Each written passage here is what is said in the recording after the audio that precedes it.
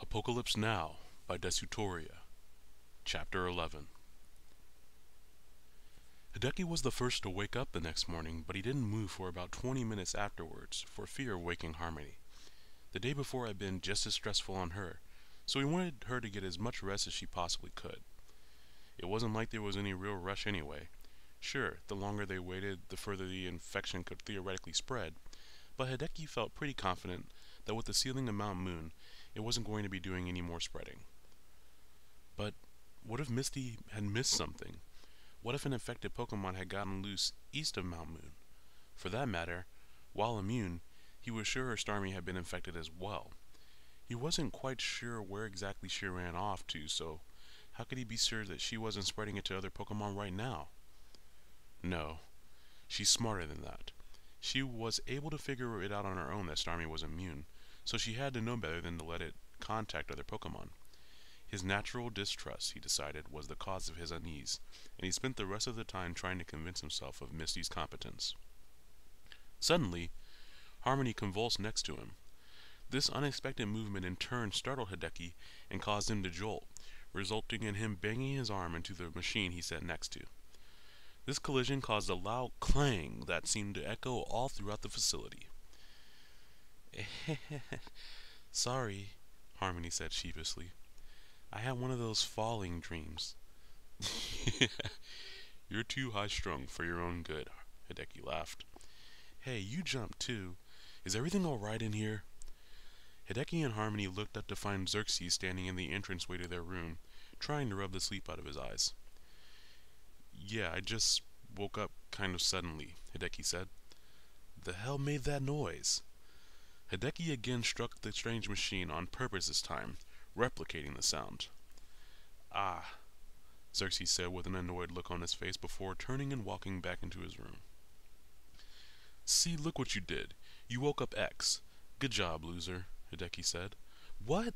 You're the one who made the noise. But you made me make the noise. I was asleep. It was a reflex. You gotta be kidding me. Yeah, I am. Harmony paused, then laughed. The laughter was more an expression of her happiness regarding Hideki's new attitude. She got more pleasure out of the fact that he was making jokes again than she got out of the joke itself. She was beginning to see more of the boy she used to admire in him. The three gathered in Xerxes' room to eat a light breakfast of trail mix and granola bars. As she worked her way through the bag of trail mix, Harmony dumped off every raisin she came across on the Hideki side of the table. Really? What? The raisins? Oh, you know I hate raisins. Yeah, but you take those out and it's basically just nuts. And the little chocolate candies, she said cheerfully, which they never give you enough of, I might add. Hideki sighed as he threw all of Harmony's raisins into his mouth at once. He didn't particularly like raisins either, but he didn't want them to go to waste. Xerxes chuckled. What? Hideki said almost defensively. Nothing, just you two. You're certainly the liveliest traveling companions I've ever had. Hideki found this statement odd. He wasn't sure whether there was ever a time in which he would have used the word lively to describe himself. He hadn't noticed any difference in himself since the night before, but something felt lighter inside. He was hiding out from a swarm of zombified Pokemon in a former criminal organization's secret base. He had just watched two of his oldest friends die, and he had spent the night sleeping on the floor. But in the way, this was the best he'd felt in quite some time. Is it just me, or are we losing our light? Xerxes asked. Hideki and Harmony hadn't noticed the lights dimming until Xerxes pointed it out, but he was right. The generator was losing its charge. Guess it's time to give it another T-bolt, Hideki said as he started to stand up to charge the generator. Hold on, Xerxes said, standing himself. J-Dog's done enough. We're a team. We may as well act like one. If you don't mind, Xerxes, that'd be great, Hideki agreed, sitting back down. I'd like to keep J-Dog as fresh as possible. Me and Gamzees can handle this. Can't we, buddy? He said as he threw a ball and released the magneton. We'll be right back. Hey, Harm, do something for me? Hideki asked. What's that? Do you think you could bring out Shadow for a minute? Harmony smiled. She knew what he was up to. Of course! Shadow the Espeon let out a rather large yawn upon its release from its Pokeball. Hideki picked up the creature and sat it in his lap. Shadow, he said softly as he began to scratch Shadow behind its ears. "I know what you did yesterday for me. Thank you."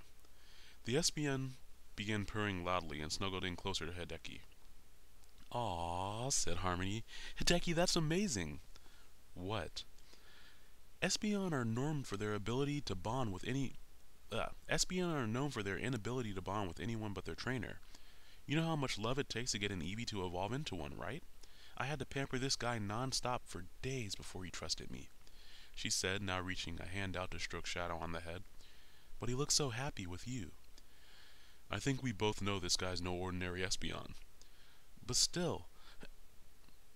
Harmony froze as she heard a muffled crash, and the two were surrounded by darkness. "Did... Xerxes just didn't reach the generator in time, right? That's why the lights all went out." "No, I don't like this, Harm. Call Shadow back and take my hand." Harmony did so, and the red light from the Pokeball offered her vision for just long enough to reacquaint herself with her surroundings. "Where'd you leave my jacket?" he asked. Back in the other room, I guess, where we were sleeping." The two stood up and worked their way over to the room they had camped out in the night before. Feeling around the room, Hideki first stumbled upon their backpacks, both of which he grabbed. "Put on your backpack. Just in case." "Just in case what, Hideki? You're scaring me." "Don't be scared, Harm. It's just best to be prepared." After a few more seconds of fumbling around in the darkness, Harmony located Hideki's jacket.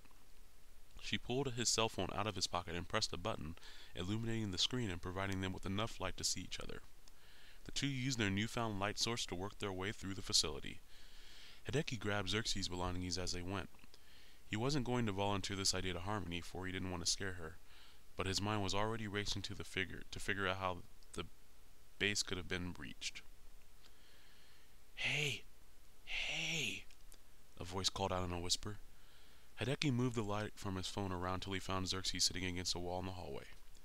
"Xerxes, what the hell happened here?" "Shh!" Xerxes whispered. "We have to be quiet. They're here. They could be anywhere." "Zombies?" "Diglets." A knot formed in Hideki's stomach. Diglet's Cave. He had completely forgotten about Diglet's Cave. The infection could have easily spread from Viridian Forest through the cave, and from there it could quite literally go anywhere. What terrified him at the most at the moment was the prospect of being trapped in an underground hideout with a potentially limitless supply of bloodthirsty Diglets. "Eek!" Harmony explained, shouting. What's that thing?" she said frantically, pointing at a faint shadow over Xerxes' shoulder. "Calm down, that's just Mayan." It wasn't until Xerxes introduced his Miss Magius that she realized it was a Pokemon, and a friendly one at that. "This is the only thing I have that I'm fairly sure is immune, seeing as how ghosts have no physical form. I hope so, anyway." "What about Magneton?" Hideki asked. "It's inorganic. It should be..." They got him. "Oh. No Magneton stands a chance against a ground type. But there's no way I could have seen this coming. They just came through the wall and right through the generator. I couldn't..." "Xerxes, I'm sorry," Harmony said. "It's alright. I've lost my fair share of pokes over the years. I think we have more important things to worry about at the moment." "Like how we're gonna get out of here," Hideki added. "Right. Look, I know one thing. No power means those annoying spinning tiles won't function. We should be able to just sprint on out of here." "Okay, guys, that's the plan. We're just gonna run out of here as fast as we can," Hideki said as he released Starmie from its Pokeball. "I'll take the lead, and Starhu here will surf away any Diglett in front of us. Xerxes, you and Mayan pick off the ones behind us. We'll have to be extra diligent in staying close to one another in a group." "Hideki," Harmony interjected, "I think you're forgetting..." "I didn't forget you, Harmony. We're pretty sure Starhu and Mayan are immune to the virus. I'm not confident that any of your Pokemon are." She did a quick run-through of her team in her head. He was right. She didn't expect any of them to have the same immunity. So much for that line about needing me. Hideki grabbed her firmly by the shoulders. "I do need you, but not here, not in close quarters. This is for you and your Pokemon's safety. Please, Harm, just stay close to me." Harmony nodded her understanding. "Whenever you're ready." The three didn't encounter any Diglett on the way out of the rocket hideout. Xerxes had managed to escape before any of the zombified Diglett that had wrecked the generator had noticed him. His magneton was an obstacle, but inorganic, so the Diglett were never tipped off to the presence of any potential prey lurking in the facility. They had gotten lucky. Still, they had established that virtually nowhere was safe now that infected Diglett roamed free underneath their feet virtually everywhere they went. They were all shocked by the sight that met their eyes upon reaching the surface. Celadon City looked like a war zone. Bodies of all descriptions, human and Pokemon, man and woman, children and the elderly, littered the streets. Some buildings had been severely damaged, others virtually demolished. The city hadn't been abandoned before, but the infected Pokemon sought out and slaughtered everyone in hiding. "Hideki?" Harmony said, shell-shocked by what she was seeing. "What now?" "I don't know."